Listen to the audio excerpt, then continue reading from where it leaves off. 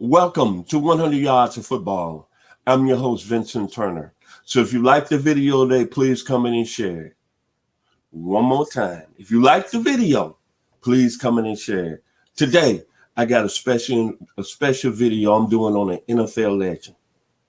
This young man was a special football player in the city of New York, the biggest media market in the world. And his name is Lawrence Taylor. And I don't care what anybody say. He's the guy that changed the linebacker position and the defensive end position from a pass rushing standpoint. Man, this guy was a great football player. So please enjoy as I break down the young man out of Williamsburg, Virginia, Mr. Lawrence Taylor. I'm going to be honest with you. I didn't hear about Lawrence Taylor till I was a junior at the University of Arkansas, going into my junior year. I had heard of him just because I was following the college game. But at that time, I was at Arkansas, and the guys I knew at the linebacker position on the national level, like E.J. Jr., Hugh Green, Jerry Robinson out of UCLA, even in the Southwest Conference, Grady Turner, Cal Clifton at TCU, Brian Hunt at SMU, Mike Singletary, of course, at Baylor. But I never heard of Lawrence Taylor. But I'm going to tell you when my life changed when I heard him when he was at North Carolina. It was September the 13th, 1980. I was down in the game room with my friends, Mr. Victor Moss from Magnolia, Arkansas, Larry Cooper from Camden, Arkansas, and my boy Earl Thomas from Philadelphia, Arkansas. And we used to watch the college football game of the week every week. And on September the 13th, 1980, it was Texas Tech playing North Carolina. Very competitive game. And the only reason we took interest because North Carolina was ranked, I believe, 7th, 8th in the country at that time. And when you was ranked in the top 10 in college football, that was huge. The game went back and forth. And, of course, I knew a little bit about Texas Tech because they was in the Southwest Conference. They had this quarterback named Ron Reeves. They had this DB named Ted Watts. And I was really watching because they had this freshman named Gabe Rivera. Remember him, went on, got drafted by the Pittsburgh Steelers, unfortunately was in a car wreck, died a couple of years ago. But the game went back and forth. And then Texas Tech in the waning moments had drove, I think, about 60 yards all the way down to the North Carolina's 4-yard line. And there was a play in that game that came from this young man that's pictures on the screen, Lawrence Taylor. He busted through the left side of the line, hit Ron Reeves at the same time, and recovered the fumble in the same play. And then that's when I said, man, this guy is going to be a special football player at the next level. So I continuously followed Lawrence Taylor, college football season. There was a great year in 80 when Herschel Walker came onto the scene with the University of Georgia. Then the NFL draft came up. And then Lawrence Taylor started getting this smoke about being the number 2 pick in the 81 draft. And then all of a sudden he was drafted. But everybody that was around that was following football was still fascinated. Is this guy really good to be the number 2 pick? Well, man, when he stepped on the big lights, Broadway, all them great players that had been there before, Frank Gifford, Joe Willie Namath with the chinchilla coats. Lawrence Taylor stepped on that scene as a rookie, man. And that's when he changed the game as an outside linebacker in a linebacker position, period. That rookie year, 133 tackles, 9.5 sacks, 8 pass defenses, 2 forced fumbles, 1 interception. And everybody in the National Football League was saying, oh, my God, this rookie out of North Carolina is making a tremendous impact. And then think about this. The linebacker position, it was getting some kind of pub over the years. You had Dick Buckus that had stepped on the scene. You had Bobby Bell. You had Willie Lanier. You had George Webster. You had Jack Lambert. You had Ted Hendricks. But nothing like this young man at 6'3", 235 pounds. And as I said, that rookie year, even myself, I said, this guy not only is changing the position of the outside linebacker in the pass rushing defensive end, he's changing the game from a defensive standpoint at another level. And then I talk about the skill set. I studied him after his rookie year. And I said, man, the guy got size A+, speed A+, quickness A+, explosiveness, A plus. And man, when you talk about one of the best instinct football players that's played in the National Football League, Lawrence Taylor is right up there with the best of them. Then the lateral movement going sideline to sideline. His tackling, he was one of the hardest hitters in the game. And his pass rushing ability. This young man was going against old tackles, A plus. And then acceleration. And he was doing it on the largest market. And he was doing it at a time when everybody was feeling the steel curtain, the Pittsburgh Steelers defense. We were talking about Jack Lambert. We were talking about Jack Ham. We was even talking about Robert Bazile down in Houston. But nah, buddy, this young man came on in 81 and he just took it to another level. And the thing about Lawrence Taylor, he played hard every play. Oh my God.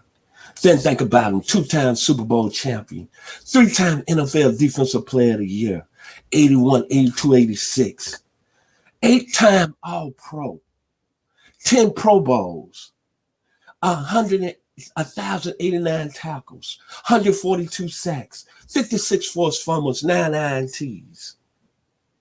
But I'm going to tell you the year that really separated Lawrence Taylor, and in my mind, made him the greatest linebacker that ever played, the 1986 season.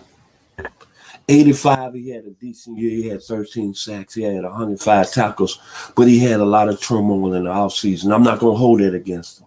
And it was a lot of media members that had threw him under the bus. But he came back in 86, determined. And that 86 season, man, and it was the year the Giants won the Super Bowl. The great defensive players he played with, Harry Carson, Gary Reeves, and Leonard Marshall. They was must-see TV. But Lawrence Taylor was must-see TV, 20 sacks that year. But this what really made me really said that he was the best player that ever played the game from on the defensive side. His intensity level was just phenomenal. It was almost like the opposing offensive was scared of him. And he was bringing it from every level. I even go back the New Orleans game that year, playing against Ruben Mays, who ended up having 1,500 yards. He had 9 tackles in that game to set the tone. Then against the St. Louis Cardinals, had Neil Lomax, Stump Mitchell, Roy Green out of Magnolia, Arkansas, by way of Henderson State. That game, he had 8 tackles, 2 sacks. And then against Philly, oh my God, Ron Jaworski, I'm sorry for you. Mike Quick, I'm sorry for you. One of the best games I've ever seen a defensive player have that year. 9 tackles, 4 sacks. And then get Seattle the following week. Even though the Giants didn't win the game, but they held Kurt Warner, the leading rusher, 56 yards. Lawrence Taylor had 8 tackles. He just took it to another level. And then they ended up with the Super Bowl. And when you look at this young man, as nobody's ever done it at the linebacker position. Trust me. Nobody's ever done it. And he's taken it to another level that it's hard to say he's not the best to play. I know he said off-field issues. I know a lot of people saying, well, his life hasn't gone well, but I'm judging Lawrence Taylor today and what he done on the football field. He was a guy that just struck fear in the players. And he played it at a level that is never, ever going to be matched. I don't care about Ray Lewis. You know I got love for Derek Thomas. I don't care about J.J. Watt. I don't care about Neil Smith. I don't care about Howie Long. This guy right here, this is the guy that changed the face of the defense. And now all these specialists from the pass rushing defensive specialists in a linebacker position that's communicating sacks in the year. That's why y'all getting paid because of this young man right here out of Williamsburg, Virginia, Mr. Lawrence Taylor. And you know what's so funny about Mr. Taylor? He did not start playing football till his sophomore year in high school. The guy never lift weights. He never was a workout warrior. He was a man from God. You talking about God blessing a guy with these abilities? He was the man. And every time it was a big game in his career, he stepped it up to the next level. And right now, when you see all these great guys that in the NFL right now, you look at the J.J. Watts that's got sacks. You look at other guys, Dante Flower that played for the Atlanta Falcons, DeMarcus Lawrence with the Dallas Cowboys, Cam Hayward with the Pittsburgh Steelers. You look at all their skill level, but they can't match the young man that played 13 years in the National Football League. I'm sorry. Instincts one more time off the charts. Explosiveness off the charts. Acceleration off the charts. Sideline to sideline, a beast, a monster. I just get excited watching him play. He was must-see TV. And he was fast. And he was a guy that now, when you think about rushing the pass, you talk about speed at the linebacker position, you think about the 4-4s that the Devin Whites have in Tampa Bay, you got to put Lawrence Taylor at the top of the list. I'm sorry. One more time, two-time Super Bowl champion. 3-time NFL Defensive Player of the Year. 8-time All-Pro.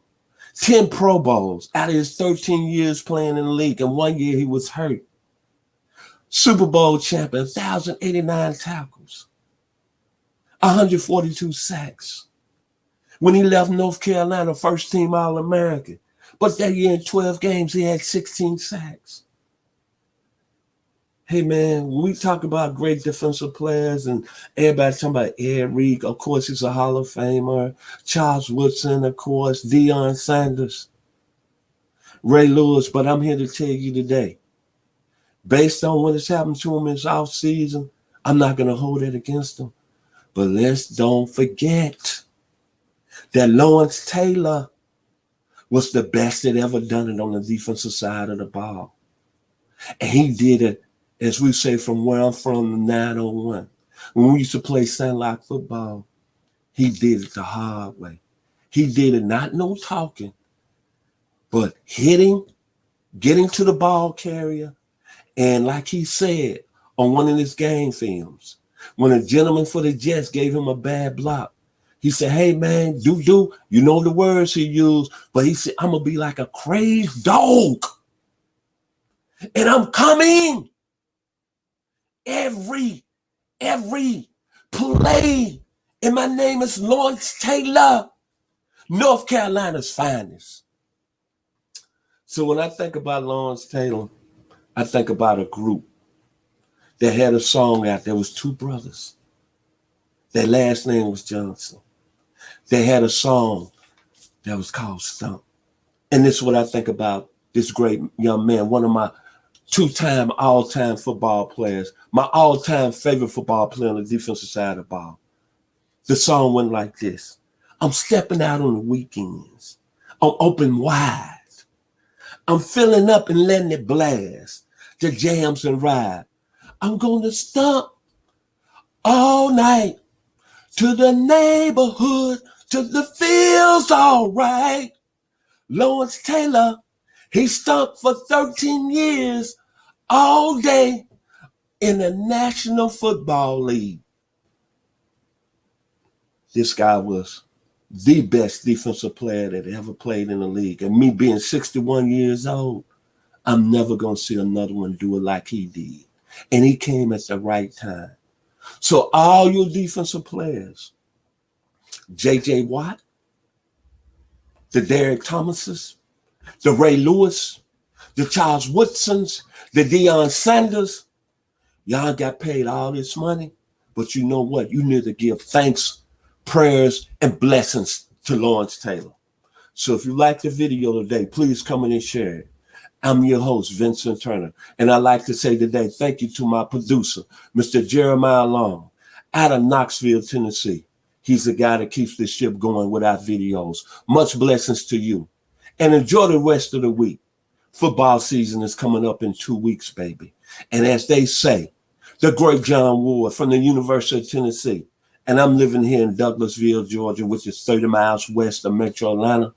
As the great John Ward said the first time I heard him when I was 8 years old, listen to WHPQ in Memphis, Tennessee.